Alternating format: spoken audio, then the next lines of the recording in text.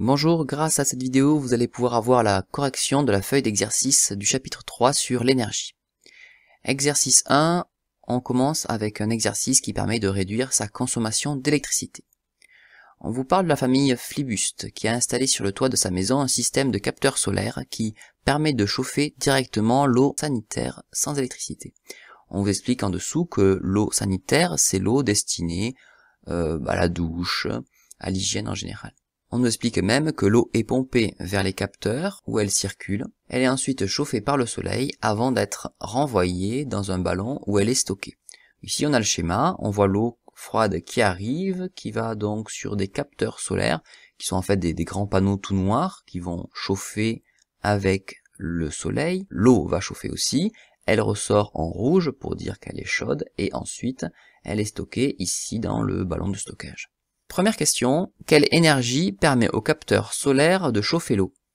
Les capteurs solaires sont ici et on voit que ce qui va chauffer l'eau, ce sont les rayons du soleil, donc en fait ça va être de l'énergie lumineuse.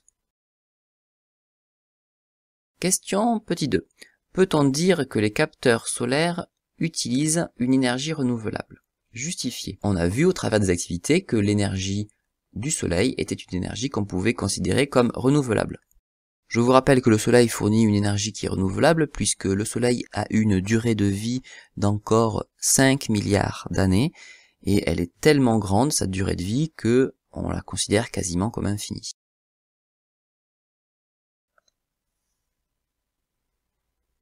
Question numéro 3, les capteurs solaires produisent-ils de l'électricité? Si on regarde le schéma de fonctionnement, ici on voit que l'eau arrive froide et elle a été réchauffée uniquement par les rayons du soleil. On vous le précisait même dans l'énoncé, l'eau chaude sanitaire est obtenue sans électricité. Alors à cette question-là, certains ont pu se tromper et ont confondu les capteurs solaires ou les panneaux solaires avec les panneaux photovoltaïques. Les panneaux photovoltaïques, eux, ne vont pas directement chauffer l'eau, ils vont créer de l'électricité et avec cette électricité, eh bien on va pouvoir faire un petit peu ce qu'on veut, s'éclairer, chauffer l'eau si on veut, même si c'est pas très efficace. Question numéro 4, quelle habitude peut-on encourager pour économiser l'eau chaude sanitaire? Alors là, il y avait plein d'exemples possibles, je vais en donner deux. Premier exemple, on peut prendre une douche au lieu d'un bain.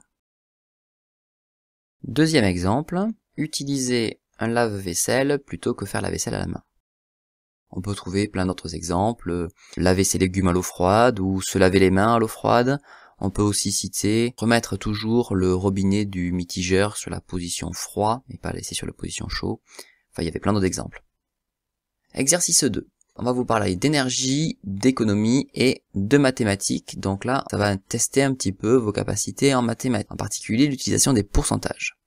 On voit ici un diagramme bâton. Et ce schéma-là représente la consommation d'énergie selon les différents secteurs d'activité. Vous savez que lorsqu'on parle d'économie, d'entreprise, l'entreprise peut appartenir aux services et l'habitat. Donc par exemple, les services, c'est tout ce qui est le commerce. L'industrie, c'est tout ce qui va produire des biens. Le transport, c'est tout ce qui va concerner les avions, les voitures, les camions.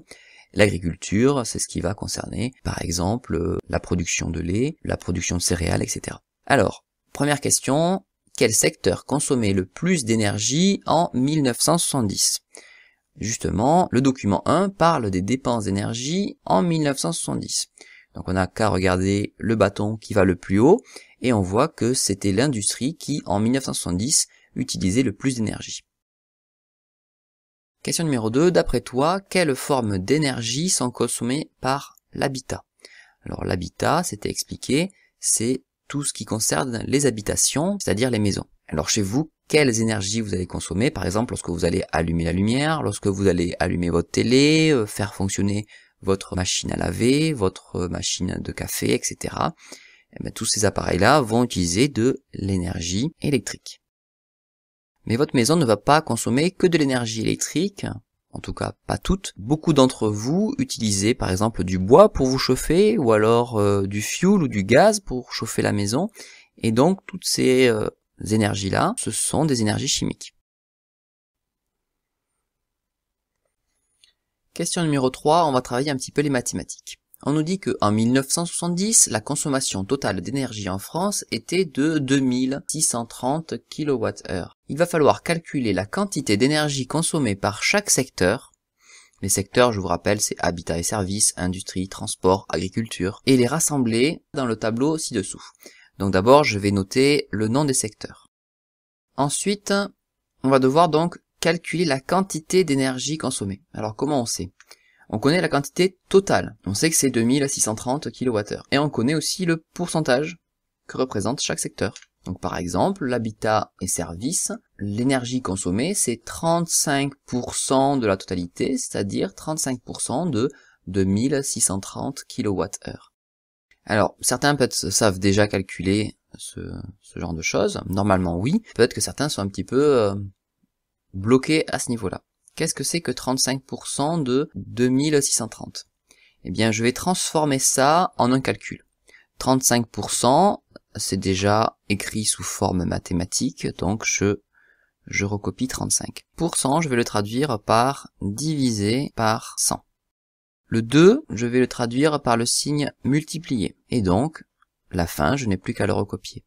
Une fois que j'ai marqué ça, je n'ai plus qu'à écrire le calcul sur ma calculette. Donc vous le faites vraiment, vous prenez vraiment vos calculettes pour faire vous-même le calcul et vérifier que vous trouvez bien le même résultat que moi. Moi j'ai trouvé 920,5 et on est donc en kilowattheure.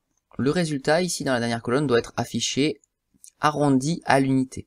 Le chiffre des unités, je vous rappelle que c'est le chiffre qui est devant la virgule. Donc on regarde le chiffre qui est derrière. Si c'est 0, 1, 2, 3, 4, on l'ignore, le chiffre, on l'enlève. Si par contre c'est 5, 6, 7, 8, 9, on arrondit à l'unité au-dessus. Donc là on est 5, on arrondit à l'unité au-dessus. Ça fait donc 921 kWh. Calcul suivant, on va aller un petit peu plus vite. On regarde pour l'industrie et on trouve que l'industrie c'est 44%. Donc on prend 44% de la totalité, et la totalité elle n'a pas changé, c'est toujours 2630 kWh. On fait donc le calcul 44%, on le traduit par divisé par 100, 2 on le traduit par un signe multiplié, et on recopie le chiffre 2630. On tape ça à la calculette en mettant la vidéo en pause, et on trouve le résultat 1157,2 kWh. On prend bien l'habitude de marquer toujours l'unité au résultat. Ici, le chiffre des unités, il est devant la virgule, il n'a pas bougé. Je regarde le chiffre qui est derrière, c'est un 2. Donc dans ce cas-là, je n'augmente pas le chiffre des unités. Et je reste donc à 1157 kWh. Je passe maintenant au transport. Les transports, c'est eux, donc 18% de la consommation d'énergie. Je dois prendre 18% de la totalité, c'est-à-dire de 2630 kWh. Ça, je traduis mathématiquement. 18, je le recopie. Pourcent, je le transforme en divisé par 100. 2, je mets le signe multiplié. 2630. Et là, de nouveau, je mets la vidéo en pause et je pose le calcul. Et moi, en posant le calcul, j'ai trouvé 473,4 kWh. Je regarde le chiffre derrière la virgule, c'est un 4, donc je ne touche pas au chiffre des unités et je laisse 473 kWh. Le dernier, l'agriculture, représente 3%. Donc je dois prendre 3% de la totalité de la consommation électrique, c'est-à-dire 2630 kWh. Je fais 3, je recopie, pourcent, je transforme en divisé par 100. Je le transforme par multiplié. 2630, je le recopie. Je mets la vidéo en pause et je tape le calcul. Quand je dis je mets la vidéo en pause, c'est vous qui mettez la vidéo en pause et c'est vous qui faites le calcul. Moi j'ai trouvé 78,9 kWh. Si on arrondit, on trouve ici un 9, donc on doit arrondir à l'unité au-dessus, et ça donne 79 kWh. Je peux, dans une dernière partie, vérifier que je ne me suis pas trompé, puisque tout ça, ce sont des parties de la totalité. Je peux vérifier qu'en additionnant chacune des parties, je retrouve bien la totalité. C'est-à-dire que je fais 921 plus 1157 plus 473 plus 79 et je dois bien retrouver 2630.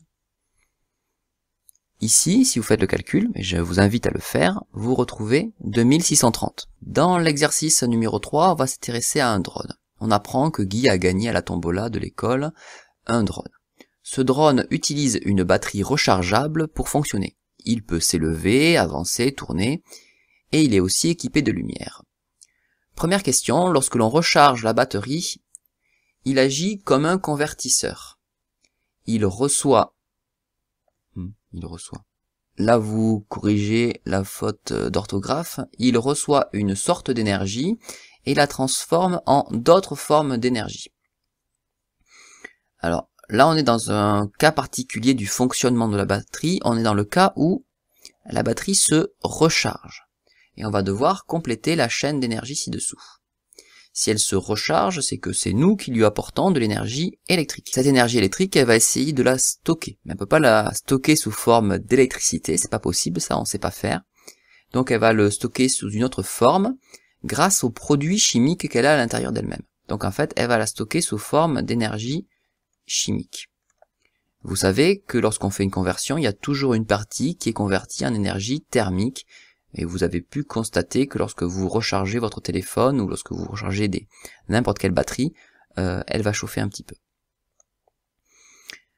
Passons à la question 2. Lorsque Guy fait fonctionner son drone, les deux éléments qui convertissent de l'énergie, donc là on n'est plus dans le rechargement de la batterie, mais dans le fonctionnement du drone. Donc les deux éléments sont les moteurs et les ailes. Il va falloir compléter les chaînes d'énergie de ces deux éléments. Ces deux éléments vont recevoir la même sorte d'énergie, ça va être la pile qui va donner de l'énergie électrique aux différents éléments. L'hélice branchée sur le moteur va se mettre à tourner, donc elle va fournir en échange de l'énergie du mouvement. Le moteur va chauffer un petit peu, et donc il va y avoir production d'énergie thermique. Les ailes qui décorent le drone, elles fonctionnent grâce à l'électricité, et en échange, elles vont donner de l'énergie lumineuse et un petit peu d'énergie thermique. Exercice 4, on va s'intéresser aux bateaux qui peuvent être utilisés dans certaines courses, par exemple dans la course qui s'appelle le Vendée Globe. On apprend dans l'exercice 4 que les voiliers de course doivent produire de l'énergie électrique pour faire fonctionner tous les appareils, c'est-à-dire les ordinateurs, le pilote automatique, pour par exemple aussi dessaler l'eau de mer. Et ces voiliers, pour pouvoir faire ça, sont équipés de panneaux photovoltaïques, ou alors de petites éoliennes, ou encore des hydrogénérateurs, qu'on appelle aussi des hydroliennes. Donc ici on voit sur l'image, à droite, une hydrolienne qui a été relevée, c'est-à-dire que normalement elle plonge dans l'eau pour pouvoir tourner grâce au courant, mais là elle a été relevée pour qu'on puisse la voir tout simplement. Question numéro 1, il faut rechercher dans le texte quelle sorte d'énergie est consommée par les appareils présents sur un voilier. Et ça on le trouve dès la première phrase, on parle dans la première phrase de l'énergie électrique, et cette énergie électrique, elle est là pour faire fonctionner les ordinateurs, donc en fait tous les appareils. Deuxième question, quelle sorte d'énergie est utilisée par l'hydrolienne? Vous voyez que le mot utilisé ici est en gras. Ça veut dire qu'il va falloir faire attention à ce mot-là et ne pas confondre l'énergie utilisée par l'hydrolienne et l'énergie fournie par l'hydrolienne. L'hydrolienne, elle va utiliser l'énergie de l'eau pour ensuite pouvoir faire fonctionner les appareils, c'est-à-dire pour en produire de l'électricité. Donc en fait, l'hydrolienne utilise l'énergie de mouvement pour fonctionner.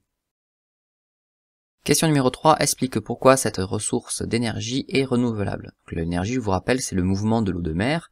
Eh bien, la mer ne va jamais s'arrêter de bouger. Il va toujours y avoir des mouvements de l'eau.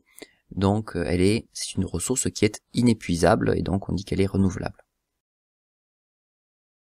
Question 4. Explique pourquoi, sur le bateau, il est primordial d'utiliser des ressources renouvelables. Sur le bateau, on va utiliser des ressources renouvelables car il est très difficile de stocker une quantité d'énergie suffisante pour faire le tour du monde.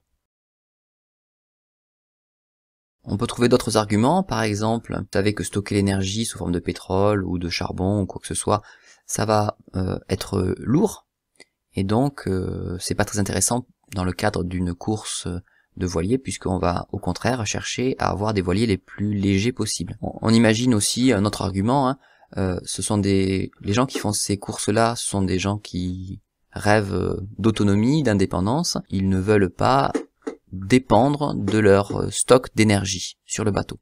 Donc en puisant dans les énergies renouvelables, ils sont sûrs de pouvoir continuer leur voyage aussi longtemps que nécessaire.